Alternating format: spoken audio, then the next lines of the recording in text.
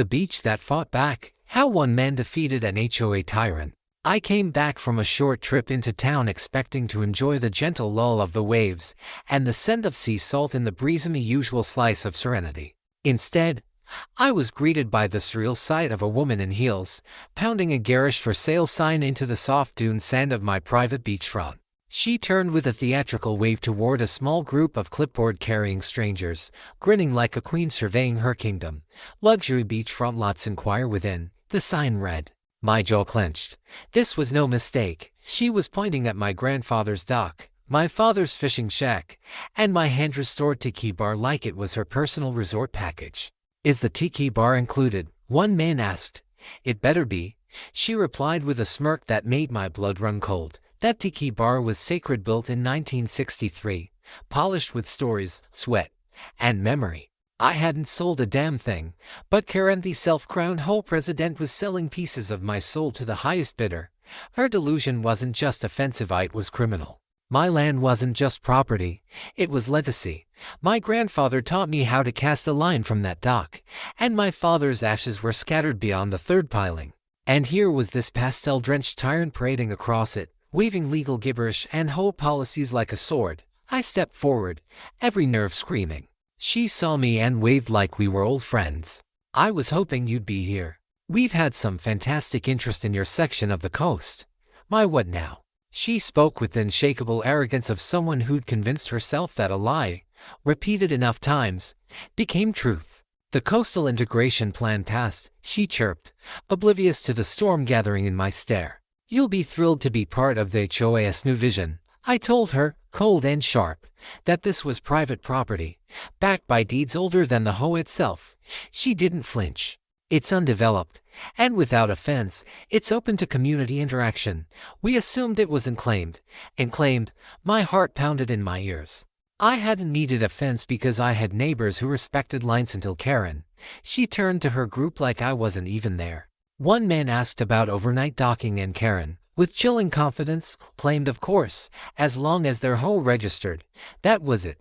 My patience snapped like a dry twig. I stood between her and the tiki bar, hands trembling with fury. You need to leave now, or I'm calling the sheriff. She smirked and said, the sale's already pending. My world tilted. She held up a folder full of fake maps and down payments from people who thought they were buying my land. She was already committing fraud and doing it with a smile. That was the moment I knew Karen hadn't just crossed the line, she detonated it. And I was going to bury her delusions under the full force of law, legacy, and righteous vengeance. That night, I didn't sleep. I sat on the porch with old deeds spread across the table, each one like a piece of armor. The ocean, once my source of peace, now sounded like an angry whisper echoing Karen's audacity. I kept replaying her smug smile in my head, the way she waved off my warning like I was a minor inconvenience instead of the rightful owner. I wasn't just furious. I was insulted on a cellular level. She hadn't just tried to sell my land, she'd tried to erase my family's history, and that was something I wouldn't forgive. As the stars spun above, I pulled every document from the fireproof safe. The original deed dated back to 1936, the coastal zoning permits, tax receipts, a hand-drawn surveyor's plat, and even grainy black and white photographs of my grandfather building the dock. Each page made me angrier, more resolute. By morning, I had already called Janine, my little legal warrior with a temper hotter than August asphalt and a reputation for dismantling land fraud cases. The moment I explained what happened, she let out a slow, dangerous laugh. She did what? Oh, this is going to be fun. We didn't waste time. I had a drone fly over the property that same afternoon, capturing every angle of Karen's crime, the trodden sand, the flagged lot markers, the discarded brochures blowing like trash across my dock. I scheduled professional surveyors to stake the perimeter and ordered custom signs, massive ones with heavy aluminum frames and bold red letters that screamed, private property, nitrogen monoxide trespassing. Not affiliated with HOA. When the signs arrived, I planted them like war flags by the dunes, another on the dock, and a third right on the tiki bar, above the wheel my grandfather once turned to dock his fishing boat. By the time I secured the last sign, the first buyer arrived, a young couple with clipboards and sunglasses, looking around like they were about to tour a resort. Where are the evidences? The man said. Offering a hopeful smile, Karen told us this was Lot 3. She in view Serenity. My heart sank. He held out the same brochure I'd pulled from my mailbox just days earlier. Only this one had handwritten notes on it, Karen's scrawl marking future tiki upgrade and private beach path. The woman added, almost in a whisper, we gave her a deposit. $5,000. She said it was refundable only if we backed out. I took a breath, held back the rising heat in my throat, and calmly told them the truth. Karen had no right to sell them anything. This wasn't just a con, it was emotional theft. The couple looked crushed, betrayed. They took photos of my posted signs and the deed, their expressions hardening from confusion to legal clarity. You'll be hearing from our lawyer, the man muttered before they drove off. As their SUV disappeared down the gravel road, I stood motionless, watching the tide roll in, knowing this wasn't just a land dispute anymore, it was a war. And Karen had just declared it with forged maps and a fake smile. The morning after the Evanses left, reality hit like a rogue wave. Karen hadn't just overstepped, had detonated a fraud operation on sacred ground, and I was the only line of defense left standing. I spent the entire night compiling every shred of evidence into a binder so thick it barely closed: drone footage, photos of her trespassing, screenshots of the fake listings she'd sent to buyers, and testimonies from confused lot owners who had wandered onto my beach. Janine was already firing on all cylinders. She had drafted a brutal cease and desist order and scheduled it to be hand-delivered to Karen within 48 hours by a certified process server who, frankly, couldn't wait to deliver the blow. But we weren't stopping there. I called the county zoning office and, as soon as I mentioned Karen's name and her unauthorized phase to HOA development, the tone on the other end of the line shifted. You're not the first call we've had, the land use supervisor said. We've gotten inquiries from buyers, too. She told them she had exemptions. Exemptions. My knuckles went white around the phone. She had told these people she could work something out with the county. That line alone was enough to set off alarm bells. They offered me a morning slot the next day, an urgent meeting. When I arrived, dressed like I was heading into battle, I carried that evidence binder like it was a warhammer. The supervisor flipped through the documents, stopping cold at Karen's glossy brochure with fake plot lines and grand promises. She's subdividing without authority, he said grimly. This isn't just civil. That's a violation of the state planning code. You may have stopped a disaster just in time. He copied everything and promised an internal review. But I wasn't done. When I returned home that evening, just as the sun dipped beneath the horizon and painted the sea in gold, I spotted her again, waltzing up the beach path like she owned the sand. She paused at the new signs I'd posted, her expression tightening like someone tasting sour wine. I was hoping we could talk, she said, her voice laced with false sugar. The buyers are confused.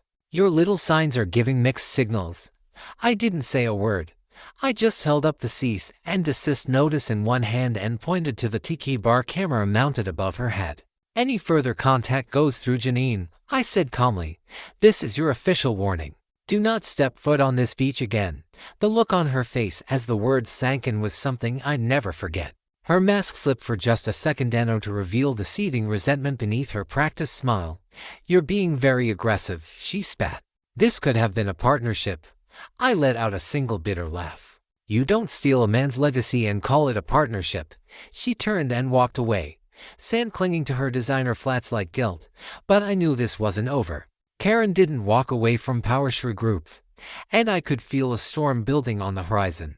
I should have known Karen wouldn't take the warning seriously. People like her didn't recognize boundaries unless they were reinforced with concrete and lawyers. I woke just 3 days later to the thunder of heavy engines and the sharp, repetitive beep of construction vehicles reversing, sounds no one wants to hear outside their bedroom window. Least of all on a protected beach. I rushed out, barefoot and half-dressed, and froze in disbelief. A bulldozer was carving a path straight through the dunes. A dump truck was dumping gravel dangerously close to the nesting zone we'd preserved for decades. 3 men in reflective vests were digging what looked like a shallow trench, one that extended all the way toward my dock. And at the center of it, a clipboard in hand, barking orders like a sun hat-wearing general, was Karen. I couldn't believe it. She was back, and this time, she brought reinforcements. You're trespassing, I shouted as I sprinted toward her. You're violating a cease and desist and damaging protected land. She didn't even flinch. "This is an emergency access project," she said calmly, as if her justification was a golden ticket. "Per HOA emergency preparedness guidelines, we're constructing a fire and medical response path. You'll thank us when it saves your house." I was so stunned I couldn't speak for a moment. This wasn't just madness, it was coordinated madness. She was using HOA policy as a shield to bulldoze through private land, knowing it would take time for the legal system to catch up, but she underestimated just how fast I could move. Before breakfast, I was on the phone with the sheriff, the county zoning office, and Janine. The sheriff arrived first, and as soon as he saw the cease and desist and surveyed the damage, his demeanor changed. Karen, still smug, tried to argue jurisdiction. "The HOA approved it," she insisted, waving her clipboard like it granted divine authority. "You were warned," the deputy said. "You've been served. You're trespassing. And this is now criminal vandalism." The crew, realizing they'd been lied to about who owned the land, immediately packed up. But the damage was done. I inspected the area in silence, heart pounding. They had torn through a patch of dune grass that had remained untouched for over 20 years. Worse, they left tire marks within feet of the nesting area of a federally protected bird species. I took photos of everything and sent them to Janine, who immediately forwarded them to the Coastal Land Trust and the State Department of Environmental Protection. Now it wasn't just about property lines. Karen had turned it into an environmental crime. 2 days later, officials from both agencies were walking my shoreline, grim-faced and tight-lipped. "This is going to cost her more than she realizes," one biologist muttered, shaking his head at the gouged dunes. "You can't just run a bulldozer through a migratory path like it's a parking lot." And just like that, Karen's little empire-building fantasy had crossed into federal territory, and I had every intention of watching it collapse, brick by bureaucratic brick. The fallout from Karen's beach invasion was immediate and merciless. Within 48 hours, the county issued an emergency injunction banning all unauthorized activity on my land. My beachfront, once open and peaceful, was now under official review for designation as a protected conservation area. Janine was ecstatic. "You couldn't buy better timing," she said, grinning as she drafted another letter, this one to the district attorney's office. Karen hadn't just committed fraud or trespassing, she violated multiple environmental laws, endangered protected wildlife, and accepted thousands of dollars in deposits for land she didn't own. The cherry on top, the Coastal Land Trust was backing me completely. I handed over drone footage showing Karen directing construction crews like a real estate mogul, her voice clearly heard, promising access and amenities she had no authority to give. Meanwhile, the internet had picked up the story. It started locale forums, neighborhood pages, but within a day, it had exploded. Someone clipped the footage of Karen getting blasted with blue dye during her nighttime trespassing stunt and set it to dramatic music. Memes followed: Karen the Beach Bandit, Queen of the HOA Coastline, and my personal favorite, a mock superhero poster titled Bolt Cutter, Rise of Entitlement. It was hilarious, cathartic, and brutally viral. Karen tried to salvage her image, showing up to the next HOA meeting draped in scarves and makeup, but no one bought it. The board she once ruled with passive-aggressive rules and code violations had turned. The very neighbors she fined for mailbox colors and unauthorized bird feeders were now demanding a vote for her removal. The footage, the signs, the growing legal case was too much to ignore. An emergency vote passed unanimously. Karen was stripped of her title, her gate access revoked, and her pet projects frozen indefinitely. One board member, previously one of her allies, even called for a financial audit. Turns out, Karen's development dreams were funded by suspicious withdrawals from HOA reserves. As her world imploded, I decided to mark the turning point with something unforgettably a celebration. I called it the Access Denied Beach Bash. It was more than a party. It was a reclaiming of my land, a message broadcast across bonfires, barbecue smoke, and crashing waves that said loud and clear, this beach was never for sale. I hired a DJ. Tiki torches lined the shore, and the smell of smoked ribs filled the air. A drone hovered overhead, live streaming the event with a bold, glowing watermark, private property legally owned and monitored. Neighbors danced, laughed, and toasted to the downfall of Karen's empire. Fireworks burst above the ocean in red, gold, and brilliant defiance, but in true Karen fashion, she couldn't let it go. Around 9:30, Someone spotted a disguised figure near the privacy fences and hat, wig, solo cup in hand.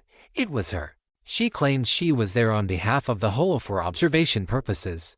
The crowd didn't hesitate. They booed her off the beach, escorted by 2 off-duty officers I'd hired. She left in silence, her empire in shambles, her legacy reduced to memes and lawsuits. But I knew Karen, and I knew she wasn't done in it yet. I thought, after the access-denied beach bash, after the laughter, the fireworks, and Karen's pathetic attempt to sneak in disguise like a dollar store Carmen Sandiego, that we'd finally seen the last of her. But I underestimated the depth of her delusion and her spite. A week later, a thick envelope landed in my mailbox. Return address, a new law firm. Inside was a formal notice from Karen's latest attorney accusing me of everything from emotional distress to reputation sabotage. The letter claimed that my unauthorized surveillance had damaged her ability to refinance her home, that the footage of her failed trespass had been used to humiliate her online, and most hilariously, that I had engaged in unlawful social leverage to destroy her professional standing. Professional standing. She was a volunteer HOA president who tried to sell land she didn't own. I handed the letter to Janine, expecting a frown. She burst out laughing. We're adding this to the Karen versus reality file, she said. We'll frame it next to the cease and desist. She filed a legal response, so airtight it might as well have come gift-wrapped in titanium. Predictably, the court tossed Karen's claim without a hearing, but she didn't stop. She slithered onto anonymous neighborhood forums, posting under painfully obvious fake names, ranting about elitist land hoarders and tyrants abusing conservation laws. The grammar was unmistakable, so was the caps lock.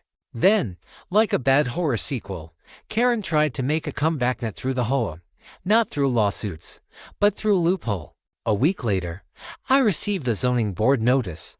Someone had filed for an easement to build a public walking path along the edge of my property within 10 feet of the new privacy wall. Just close enough for people to peer in like I was a zoo exhibit. I knew it was her. Who else would try to undermine the conservation ruling with such pettiness? I called the zoning office immediately and scheduled a meeting. I also looped in the Coastal Land Trust and the Department of Environmental Protection. Karen showed up to the hearing dressed like she was launching a political campaign, bright red blazer, hair blown out, fake smile painted on. This path will benefit the elderly, she said, offer scenic access, and foster community cohesion. It was performance art, badly executed. I stood, binder in hand, and calmly laid out the conservation designation, the notarized opposition from the land trust, and a state ecologist's warning about pedestrian disruption to native species. Then I played a clip of Karen directing construction workers on my beach, standing proudly on land she had no right to touch. The room went dead quiet. A board member muttered, "This is nonsense," before voting unanimously. Karen stood there frozen, her smile crumbling like a sandcastle in the tide. Then she turned and stormed out, slamming the door behind her so hard the doorknob rattled. It was the last time I saw her in person, but her story, I suspected, wasn't finished. Not yet. You'd think after being publicly humiliated, legally blocked, and physically removed from the land she tried to steal, Karen would finally get the message. But no, she wasn't just stubborn, she was compulsively incapable of admitting defeat. Less than a month after the zoning board unanimously rejected her easement proposal, I got a call from Janine. Her voice was calm, but there was a spark of restrained fury simmering beneath the surface. "It's worse than we thought," she said. "Karen's fraud runs deeper. Much deeper. Turns out, the Evanses weren't the only victims." As news of the conservation ruling and Karen's failed schemes made the rounds, other families began coming forward, people from outside the neighborhood, from different cities and states, all with the same story. Karen had approached them at beach expos, online forums, and even real estate networking events, offering early investment opportunities in her fictitious HOA coastal expansion. Some had wire transfer receipts, others had emails, a few had signed mock contracts with whole letterheads she had forged herself. When the DA's office finally tallied the damage, the number was staggering, over $70,000 in fraudulent deposits. She had scammed families who had already sold their homes, moved into rentals, or taken out loans based on Karen's promises of lot assignments. And that was the final nail. The district attorney didn't just want to press charges, they wanted to make her an example. Fraud, forgery, misrepresentation, criminal trespass, environmental violations, property damage. It was a buffet of indictments, and Karen was the main course. The court date was set, and when it arrived, the gallery was packed. Homeowners, former home members, reporters, even a few of Karen's ex-supporters, now turned witnesses. One testified that she had personally overheard Karen boasting about bending the rules to secure investor interests. Karen didn't cry. She didn't beg. She just sat there, pale and rigid, while the judge read the charges and ordered full restitution to every defrauded family plus a sentence of court-mandated community service under the Coastal Land Trust. Janine leaned over and whispered, "You're going to love this part." Karen's first assignment: cleaning invasive weeds and brush on the far edge of the coastline. No view, no prestige, just thorn bushes, bugs, and the salt wind blowing grit into her eyes, as poetic as justice gets. And as she was handed her work gloves and clipboard, I couldn't help but think back to the first day I saw her on my land, weaving like a monarch over my family's beach. Now she wasn't waving, she was digging, silently, covered in dirt and sweat. Just another cautionary tale in neon safety gear. Back home, I sat on the deck with a cold drink, watching the waves and thinking about everything that had happened. My land was safe. The people she hurt were getting justice. And Karen, she wasn't just defeated, she was legally, financially, and symbolically buried in the very sand she once tried to sell. With Karen sentenced, the neighborhood exhaled for the first time in years. You could feel it in the air, lighter, calmer, like a storm had passed and left behind blue skies and a silence no one dared to disturb. The whole board, once her loyal echo chamber, scrambled to save face. They issued public apologies, held emergency audits, and restructured their bylaws to prevent anything like the Karen catastrophe from ever happening again. Several members resigned quietly, their names now linked to mismanaged funds and development dreams that had crumbled into lawsuits and press coverage. Some residents even suggested I join the board to keep them honest, as one elderly neighbor joked while handing me a slice of pie, but I declined. I didn't want a seat at the table, wanted my peace. So, I poured my focus into restoration. I rebuilt the dock with fresh lumber and sealed it with salt-resistant varnish, repainted the tiki bar in deep ocean blues and weathered whites, and lined the path from my porch to the shore with solar lights. It wasn't just about fixing what Karen had trampled, it was about reclaiming what was always mine. The drone camera stayed up, of course mounted discreetly on the tiki roof, constantly streaming to a live feed labeled private beach monitored and legally protected. It was equal parts security measure and neighborhood entertainment. Locals tuned in just to see if Karen would dare show her face again, but she didn't. She was nowhere to be found. Rumors swirled, some said she moved out of town, others claimed she was staying with family while licking her wounds. But in truth, she had become a ghost, mentioned only in past tense, with a collective sigh of exhausted relief. And then, as a final tribute to the madness we all survived, I had one more sign made. Not aluminum, not court-issued, just a weathered plank of wood, carved by hand, hung beside the entrance to my private beach path. In simple, bold letters stained with that same indigo dye that once covered Karen from head to toe, it read, "No trespassing, especially not Karen." At first, it got laughs. Then it became something else, a local landmark. Tourists took selfies with it. Neighbors sent postcards to their out-of-town relatives with the sign in the background. It wasn't about spite anymore. It was about memory, a shared scar the neighborhood wore proudly, a warning and a wink. And with that, the final chapter of Karen's reign closed, not with a courtroom drama or another trespassing incident, but with laughter, unity, and a deep, satisfying stillness. The beach was mine again, not just legally, but spiritually. It was where my grandfather taught me to fish, where my father once danced barefoot with my mother, and now, where my neighbors and I stood shoulder to shoulder against entitlement and emerged stronger. The tide had turned for good. Karen was gone, but the lesson she left behind was carved into the grain of every board, every post, and every wave that now crashed freely against my shoreline. I honestly thought that would be the end of its sign, the silence, the closure. The beach was calm, my neighbors were happy, and Karen had faded from memory like a bad dream finally chased away by the morning sun. But the universe has a sense of irony, and just when I thought we'd finally buried the last of her chaos, I received one final envelope. This one didn't come from a law firm or the HOA.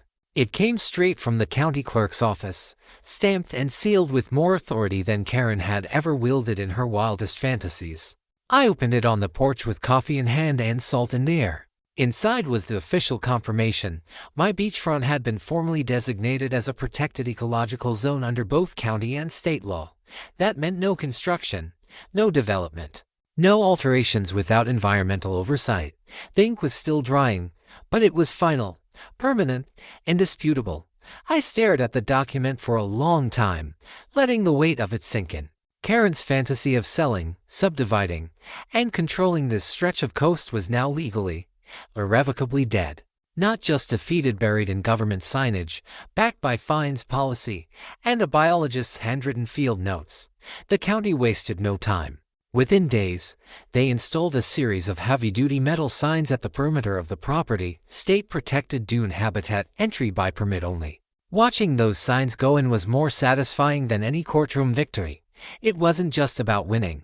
It was about ensuring no one could ever pull a Karen again. And people noticed. Reporters picked up the story. Local stations aired follow-ups. One headline read, "From HOA Tyranny to Conservation Victory, How One Man Saved the Beach." I got messages from homeowners in other states dealing with their own petty dictators, asking for advice, legal strategy, or just reassurance that the little guy could still win. And yes, the drone stream kept going. It evolved from a neighborhood curiosity into a local legend. At one point, it was even featured on a regional tourism website under the tag, "Watch Live, the beach that fought back." But for me, the real reward was the peace. The genuine, no strings, no fines peace. I'd wake up and walk the shoreline barefoot, coffee in hand, nodding to neighbors who once lived under Karen's rule but now smiled freely. Unafraid to plant sunflowers or paint their mailboxes the wrong color. We were free, not just from her, but from everything she represented: arrogance, control, and unchecked authority. And every time someone new asked about the sign "No Trespassing," especially not Karen, I'd smile, lean against the tiki bar railing, and tell the story. Not with anger, not with bitterness, but with a kind of weathered pride. Because when someone tries to steal your legacy, your peace, your coastline, and you stand your ground, that's not just survival. That's justice, written in sand and law and memory. Karen was gone, but her footprints, dyed blue and foolish, would never be forgotten. After the conservation ruling, the interviews, and the viral drone stream, life finally settled into a new kind of normal, quieter, but deeper, the kind of peace you don't just stumble into, but earn. My beach wasn't just safe, it was untouchable, protected by law, by community, by the bloodline memory of 3 generations who had loved this stretch of sand more than words could ever say. The signs stood tall at the property edges, glinting in the sun like armor. The privacy wall, now adorned with wind chimes and climbing jasmine, had become a symbol, not of exclusion, but of resilience. And the hand-carved plank that read "No Trespassing," especially not Karen, it had become something of a pilgrimage point. People would stop, take photos, chuckle, ask questions. Some of them already knew the story, others would ask, "Why died?" If it was really true, I'd just smile and nod, maybe tell them about the midnight dye trap or the drone footage that started it all. And every time, I'd feel that same quiet satisfaction, kind that only comes when justice wins, and not just in court, but in the court of public truth. Karen, for all her noise and chaos, had vanished entirely. Rumor had it she moved 3 states over, changed her name, tried to restart her life where no one knew her history. But this was the age of the internet and everyone knew. Her story had become a cautionary tale shared in hall meetings across the country. Even the Coastal Land Trust used her case in seminars about land stewardship and fraudulent development. One day, someone sent me a meme with her bolt cutter silhouette over the words "Know the law before you sow." I nearly spat out my drink laughing. But beneath the humor, there was a lesson carved into every repaired beam of my dock, every stretch of restored dune grass, every grain of sand that still crunched beneath my boots as I walked the shoreline at sunrise. Power built on lies will always collapse. And those who think they can bully, scheme, and smile their way into someone else's legacy, they always leave footprints, sometimes blue, sometimes burning, always unforgettable. I didn't need another court battle. I didn't want more headlines. All I wanted now was the stillness, soft roar of waves in the distance, the creak of the dock underfoot, the wind carrying the scent of salt and redemption. The HOA had changed. The community had changed. I had changed. I had stared down a hurricane of greed and gaslighting, and I hadn't just endured. I had built something stronger from the wreckage. One evening, as the sun melted into the ocean and the tiki bar lights flickered on, a small group of neighbors joined me on the sand. We didn't say much. We didn't need to. The beach, now guarded by law and legend, told the whole story. And as the stars blinked into view, I raised my glass, smiled at the sea, and whispered to the tide, "Never try to sell another man's beach." Valuable lesson. Know your rights, protect what's yours, and never underestimate the power of persistence. This story is more than a dramatic clash between a homeowner and a power-hungry HOA president. It's a testament to the importance of standing your ground when your legacy, property, and peace are under threat. It teaches us that boundaries matter, not just physical ones, but legal and ethical ones too. When someone crosses them with entitlement or manipulation, it's not just okay to push back, it's necessary. Whether it's your land, your home, or your principles, don't let someone else's arrogance rewrite your story. Arm yourself with truth, documentation, and support. And above all, stay calm and strategic, because justice doesn't just happen in courtrooms. Sometimes, it happens on beaches, in community meetings, or under the watchful eye of a drone camera. And as this tale proves, those who lie, cheat, and trespass may make a lot of noise, but in the end, they leave behind nothing but footprints and a trail of consequences.